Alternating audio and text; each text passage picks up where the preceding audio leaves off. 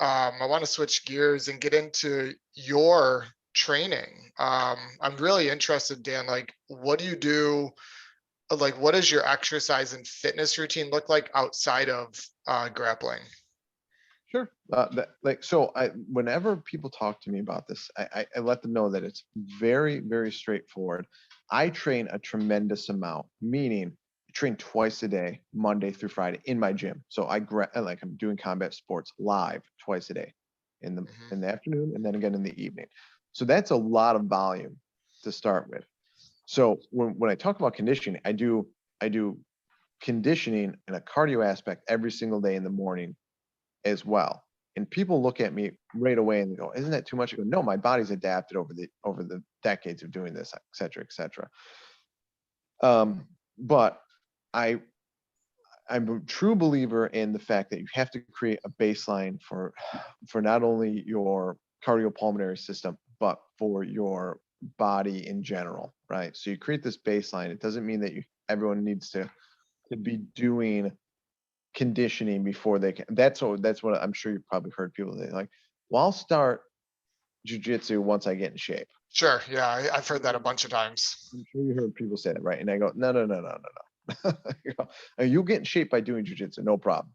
Hmm. But I do conditioning on top of it because as the leader of people, I'll never ask them to do things that I wouldn't do myself.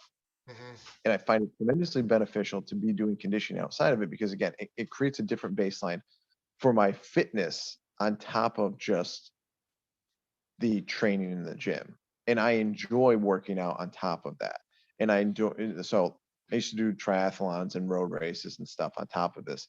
Um, I've always just enjoyed fitness in general. So I enjoy doing low impact cardio every single day. So I have a rower in my home. I have an Aerodyne bike in my home. I enjoy them. Um, on top of that, I have strength training 3 times a week. Hmm. Now, Hmm. two of those days, they're very light. One day is like I'm doing like a lot of rehabilitative exercises because, not surprisingly, combat sports creates a lot of imbalances because you do a lot of the same repetitive movements over and over again. And this is what I tell people too. I go, you need to do other training outside the gym, even if it's body weight calisthenics, push-ups, pull-ups, dips, squats, lunges, et cetera, et cetera. You need your body to be strong because it also creates a level of, hey, I'm fixing some of the imbalances. I'm also putting armor on. So by putting yourself in physical shape, that with the actual lifting and the cardio, you're creating you're creating a body that is stronger to then stand up to doing more of your training, your Hmm. live training in the gym. So two of the days, like I said, are just like very, very based around rehabilitative exercises, things like that. One of the days is actually just all like resistant band and calisthenics. And then I have one day that is heavier lifting, when we're actually trying to build some horsepower and strength and things like that in movements. Hmm. But a lot of it's not in the traditional sense of like, hey, we're just gonna bench and squat today or things like that. Like I do a lot of things that translate to what I'm trying to do, which is again be stronger and more fit for my chosen sport and career. A lot of multiple directional um, level changes, plane changes with lifting. There's a lot of different things that are going to challenge you moving diagonally. There's a tremendous amount of things that are showing and showing my body like, hey, we have to be able to adapt to this movement and carrying this weight. You know, Hmm. and I find and again, you'll be surprised when people ask like, well, how much do you squat or something? It's like I haven't touched a barbell and I can't tell you how long. Sure. Like everything's done with dumbbells, kettlebells, Hmm. Bulgarian bag. And for people that who are listening to this that don't know what a Bulgarian bag is, it's, for lack of a better term, you could equate it to like a sandbag. It's Hmm. just a Hmm. specifically made one. Um, these things allow you to be able to challenge yourself. And again, like when you're doing combat sports, you're doing things very one-sided. Hmm. You know, so you have to do things that are going to challenge yourself on just doing it in one hand or things like that. So you have to, so barbells, which there's nothing wrong with doing barbells if you really want to see how much weight you can move around at one time. It doesn't necessarily translate into what you're going to be doing. You're going to be pulling with one arm and pushing with the other arm and things like that. And you're not doing that with a barbell.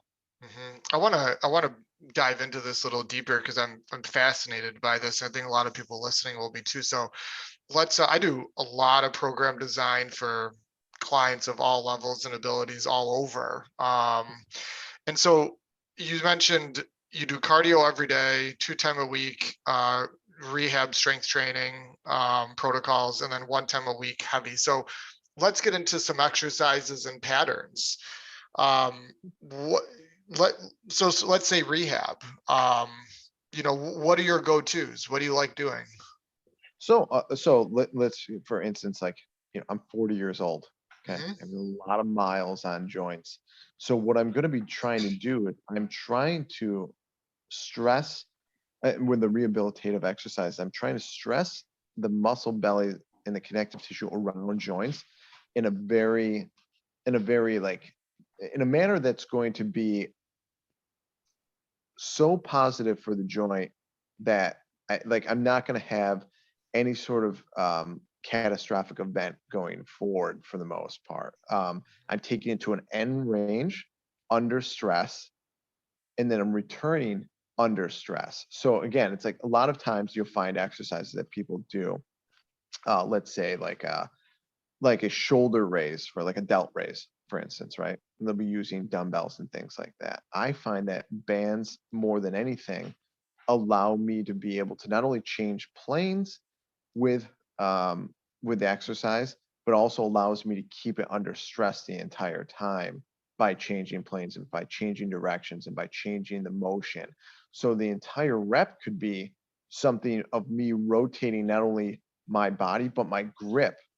So I never am not under stress while I'm moving my limb through the end range of motion. And I think sometimes when people look at exercise, they think it's just picking something up and putting it down. And for instance, so I'm doing that with a lot of my, weight bearing joints, my elbows, my shoulders, knees, hips, things like that. They're always getting taxed with that type of thing in mind. I do a lot of so for my lower body, I'm always trying to do different variants of lunges versus just maybe some sort of squatting or deadlifting, because especially in combat sports, you find yourself changing levels, right? Bending your knees and bending at your waist and bending, like, you need to be able to adapt to that. And you're going to be changing levels. And it's not just a linear pattern. Like, you're not just going back and forth. You're going to the right. And it's not just always straight laterally to your left or you're straight laterally to your right. You have to get used to moving at these different. So, I'm sure people have seen these and the internet is a wonderful tool because there's so many people putting free information out there now. So I'm sure people that are into fitness have seen different types of like lateral lunges, like counting, like people do the forward lunge, the backwards lunge, and the lateral lunge. They go through these patterns, right? So as someone that does what I do for a living, I don't just do those patterns. I do like things that are just a little offset. So when you're doing them, it's like there may be a 4-inch differential between my backwards lunge, right? I'll do it backwards, straight back, then I'll do it like 4 inches to the left. I'll do it 4 inches across my midline, going the other way. So I'm always taxing my body in ways that it's like it's going to have to adapt. And again, I'm not moving a tremendous amount of weight when I'm doing this, but I'm doing it in a way that it's challenging, and it's going to also not only help me protect the joints that I'm trying to protect, but it's also, surprisingly enough, taxing my heart rate at the same time. Like, it's pushing my heart rate up because these things are not easy if you're doing them in a manner of like, hey, I'm actually trying to push it.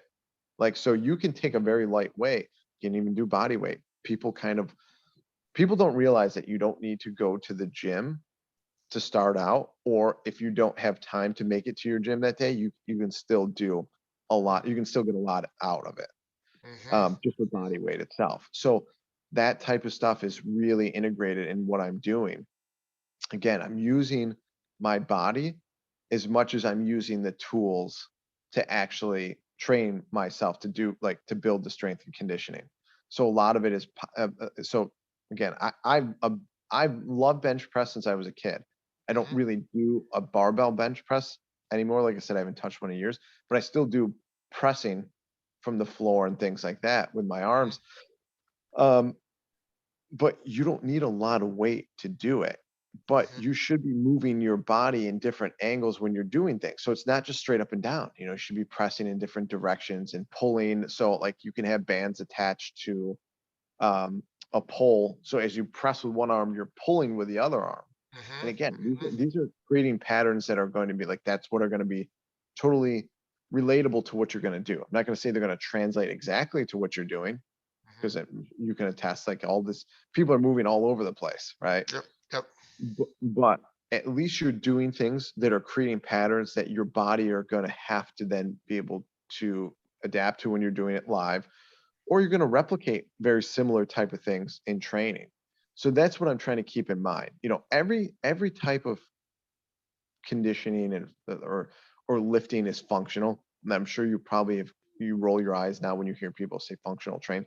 Any type of training is functional, right? Like Sure. you're you're Yeah. you're moving your body. And again, I understand what people are saying. They're saying Mhm. like you're not Olympic lifting or bodybuilding, like just doing those movements. They're trying to get you to Sure. go like, well, we got to do this, you gotta do it. Yeah, but everything's functional.